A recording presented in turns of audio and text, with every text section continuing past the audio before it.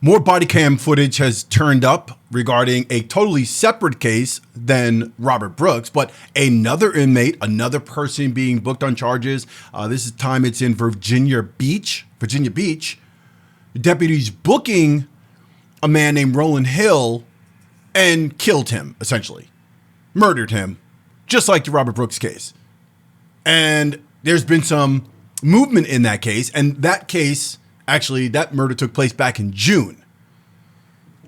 The body cam footage has come to light, and some of the officers or the deputies that are involved in this have been fired, been terminated, and there are charges I'm pending on this. Regarding Robert Brooks, still nothing. And I want to talk about why there have been no charges with Robert Brooks, why it's hard for these 15 or so, whatever it is. There's the officers involved, and I believe a nurse that was on duty at the same time in the prison, why they've not had charges filed against him yet and what's going on and what the delay is in that and why is it still so under the radar? Why is this story seem to have disappeared? It's not getting any traction. Why do I keep talking about it? What am I hoping for? Is this going to go viral? Is anyone paying attention? We'll see. Let's get into it. Time to Talk podcast. My name is Charles. Thank you for joining. Thank you for being here. I want to get into this latest on another inmate, another person who was being booked into custody who was murdered by the people responsible for, a handcuffed man being murdered. And I also want to get into, the Robert Brooks case. And let's look at Robert Brooks first. I want to talk about what it is that makes it difficult for them to, I guess, for what I'm reading, how they're handling the case, why it's taking time for them to actually prosecute these individuals. This is coming from the Marshall Project. Okay, so I want to look at this article. I want to talk about it. I want to just get into this really quick with you and talk about possibly why there's an issue with why firing the prison guards involved in Robert Brooks' death is neither quick nor easy.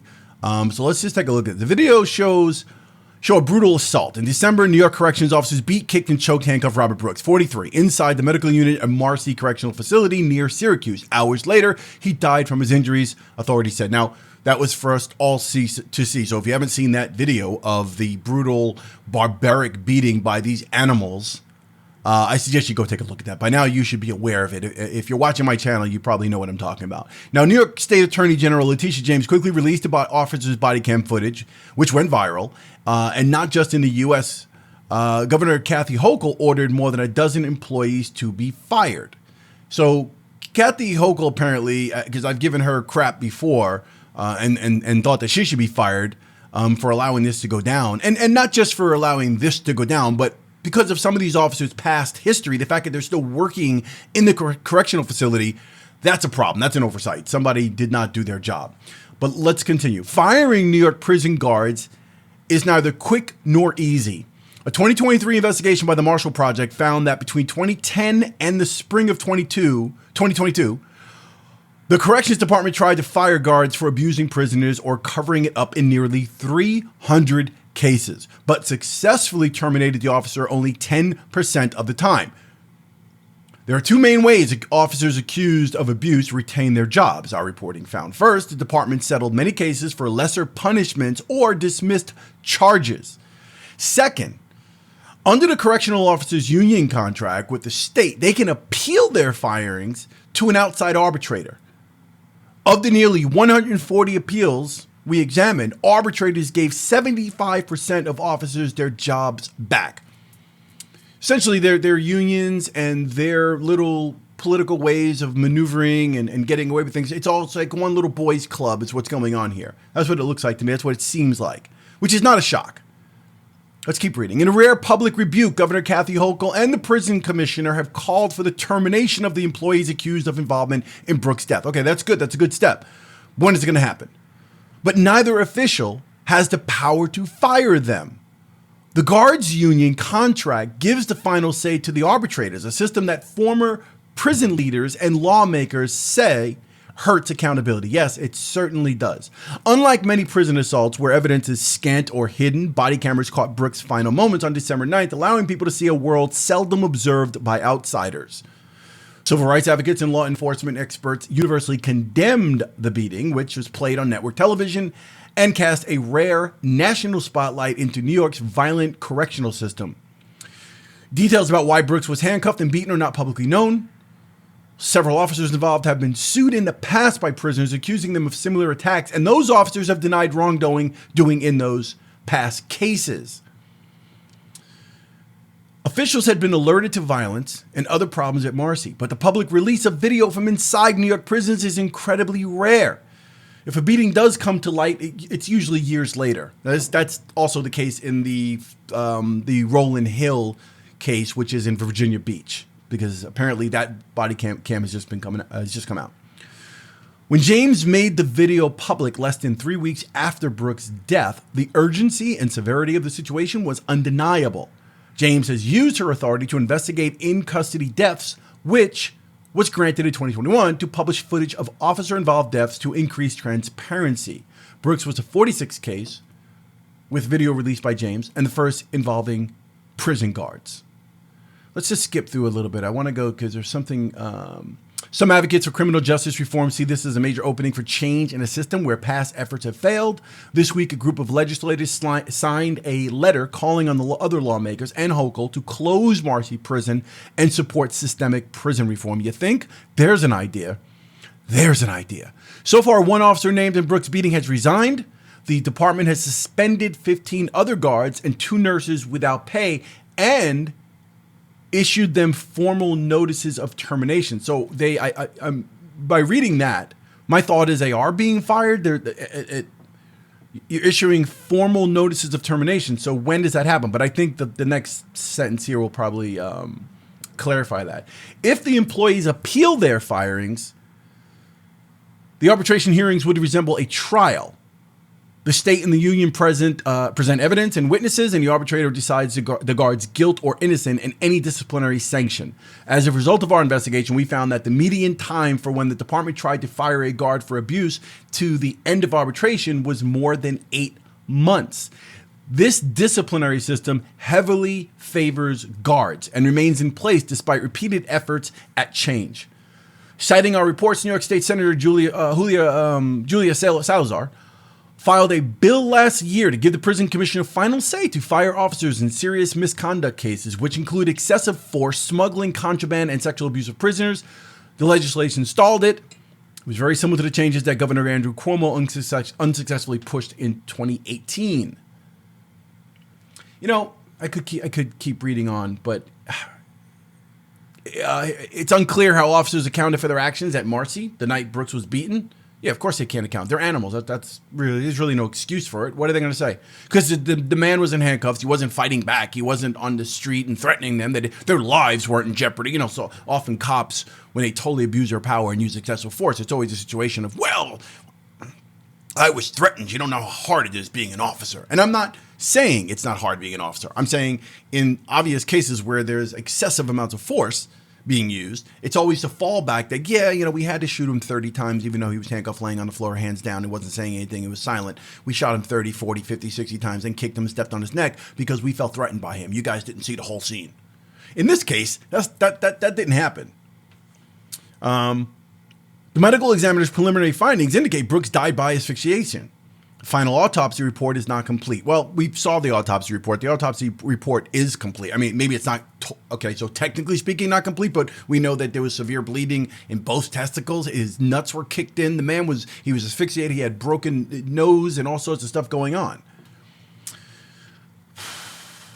But our previous reporting found that guards often work in groups to conceal violent assaults by lying to investigators and on official reports. Really? The officers stick together and they lie on reports? Oh my God. Well, this is a revelation. This is new. Some officers then file charges against their victims and send them to solitary confinement. Oh, wow. Look at that. Well, I had to beat the hell out of him. He was handcuffed. He was also in restraints on his feet. I beat the hell out of him. He's nearly dead, but I'm going to sue him because he made me do it. At least 3 of the officers implicated in Brooks' death have been sued by prisoners accusing them of similar attacks. In one case, Adam Bauer alleged a group of guards, including one accused in the Brooks case, beat him bloody in a bathroom at Marcy Prison in 2020 and then lied about how Bauer was injured. The prison department deemed the force necessary and did not discipline the officers, Bauer's lawyers told us. This pattern fits with our review of more than 160 excessive force lawsuits in which the state was ordered or agreed to pay money damages. We found officials attempted to discipline an officer in just 20 of those cases. Actually, I don't even want to keep reading. Like, I don't want to continue with that. I want to get to the Rolin Hill thing. Sometimes I'm at a loss for words here when I'm taping and I'm talking about this because I don't understand why the news on this particular case is not so much bigger. I don't understand where the voices are in the media, especially black journalists, black podcasters, people in that space who have the platform, who have the resources, who actually have the audience, who have the financial resources continuing to push this and to really make it part of their everyday narrative, to really look for justice, to really examine this on a much larger scale. Are we just so fed up and are we so tired of it? Like, was George Floyd the last of it? Was that it? Like, that was the last thing we all rallied behind. It was the last death of a black man at the hands of a police officer. And that was the outcry of black America at that particular time. That was the one thing that we all rallied behind and we felt offended by, and now it's over? Have we reached an apex of concern and care and thought on racial justice and such? Are we just feeling helpless? So it's like, why bother? I can't figure it out. Let me know in the comments if you feel a certain way. Let's get into Rolin Hill. So Rolin Hill, this is in Virginia Beach. Virginia Beach, 3 former Virginia Beach deputies accused of murder in the death of Roland Hill, who died in the hospital after suffering a medical emergency while in jail last June, were all granted bond on Wednesday morning. This was last week that they were granted bond. Eric Baptiste, 39 of Virginia Beach, Michael Kidd, 39 of Chesapeake, and Kevin Wilson, 34, are charged with second-degree murder, according to the Commonwealth Attorney's Office. Baptiste and Kidd also face assault and battery charges with 5 counts against Baptiste and 2 against Kidd. Well, at least in Virginia Beach, Virginia, they seem willing to prosecute. They're charged with second-degree murder, and 2 of them are charged with assault and battery. That's a good step. It's in the right direction. Now, they did this back in June. I think we're going to find out here, but let me. During Wednesday's bond hearing, part of the Commonwealth evidence as to why the 3 men should not be given bond included body cam footage, right? So there was footage that came out. The video shows the moments Hill was taken into the jail, and the deputies involved were trying to get a restraint off of him. The body cam footage above is a cut down version. Okay, so they have a video here. I'm not going to play it. In the video played in court with audio, the deputies can be heard telling Hill to stop resisting while he's being punched in the neck and head area. In other parts of the video, you can see someone with their knee on his neck. At one point in the video shown in court, Hill is stripped fully nude with his stomach on the ground. The defense argued that it's not unusual for all clothes to be removed in a situation. Yes, they want to humiliate people. Prosecutors said after deputies leave Hill lying on the floor, over 6 minutes go by until someone checks on him. CPR was then performed, but Hill was already dead at that point. Each attorney for the 3 former deputies argued that the men posed no threat to the community and turned themselves in once they were charged with second-degree murder.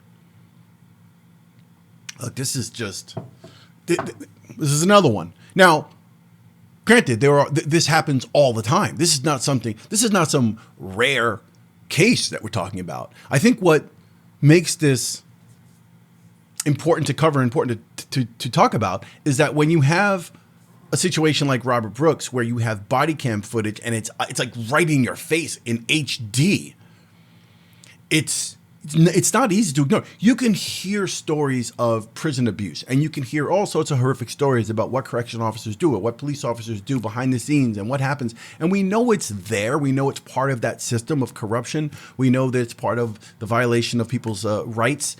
And I get it. And I'm also not saying that those are not hard professions to be in. And some of the criminals that are in custody do not provide a certain amount of threat to a lot of these officers. It's a hard job. It's a demanding job. I'm not suggesting that it's all the prisoners are perfectly innocent and everybody is really good. What I'm what I am pointing out is that it doesn't change the fact that your job is to still maintain the rights of the people that are in custody. There are still people who are locked up. This guy was locked up for, Rolin HIll was actually arrested for trespassing at a 7-Eleven. So this is not even something where you can say this guy was like a, murderer, or he was killing his girlfriend, or he was shooting somebody, or he had a history. Like this guy was trespassing at a 7-Eleven. So, and that's not to say that I investigated this guy's entire history. I'm not saying that. I'm not saying Rolin HIll was this outstanding citizen. But as I always repeat on here, as I said about Robert Brooks, as I've said about George Floyd and plenty of others, like, when people make the case, like Candace Owens' fake self, when she makes the case that George Floyd was not an outstanding citizen, he was a criminal. So, like, okay, we don't need to really be worried about him being killed, right? In this case, this guy was trespassing. So and he ended up in custody, he ended up being booked, and these people killed him. There's got to be a level of accountability. There's got to be, and again, going back to my point, these things are being broadcast now. We have things that are happening right on video that are being shown to us, and somehow we're still, many people are turning their head or simply not paying attention, and I just don't understand it. I really don't. We'll see what happens with the Rolin Hill case. Again, these guys, at least these people have been charged. I don't know why. Again, the reporting from the Marshall Project claiming that it takes a while for these officers to be charged, and the rationale for that is because of the arbitration process and the union and how it's all political. I feel like the Robert Brooks case is such an obvious example of, whoa, they murdered the man right on camera. Like, there's really nothing to investigate. There's nothing to figure out. With or without arbitration, they have their right to their defense counsel. I understand that. And they have their right to their little unions and all their stuff. I get it. But there's got to be a point where, okay, you're on video beating a man to death. We're really not going to be able to get you out of that one. Maybe they can work on reducing charges. They can come up with all kinds of excuses, but nah, not really. That's it for me when it comes to this update. So many things to talk about. There's so many things happening and so many other things I wanted to talk about on this Monday. This is Tuesday, January 14th. And there are things I want to talk about. But this, to me, remains at the forefront of everything. And I am still perplexed by the fact that my brothers and sisters out there seem to find very little interest in covering the Robert Brooks case or covering Rolin Hill or even putting that on their radar or saying a single thing about it, doing their investigative reporting and doing their live streams that cover this. Maybe I'm becoming a broken record, and that's fine. I'll look back on this. I'm not going to feel bad about that. I just continue to put out what I put out. I hope and pray that you guys who hear this, I hope this goes viral and you share this content, share the story of Robert Brooks and what took place, demand for justice, hashtag Robert Brooks, justice for Robert Brooks, something. Let me know in the comments below if you're following these stories. Let me know if you knew about the Roland Hill story in Virginia Beach. I really want to hear from you guys. And again, share the content. If you're new to my channel, subscribe to the channel. We are going to grow. We're going to keep going. I'm not going to stop. Make sure you like the video on the way out. That is very important to the algorithm and to all the masters behind the scene at YouTube to help the channel grow, to keep everything motivated, keep things going. I will see you on the next Time to Talk podcast. Peace.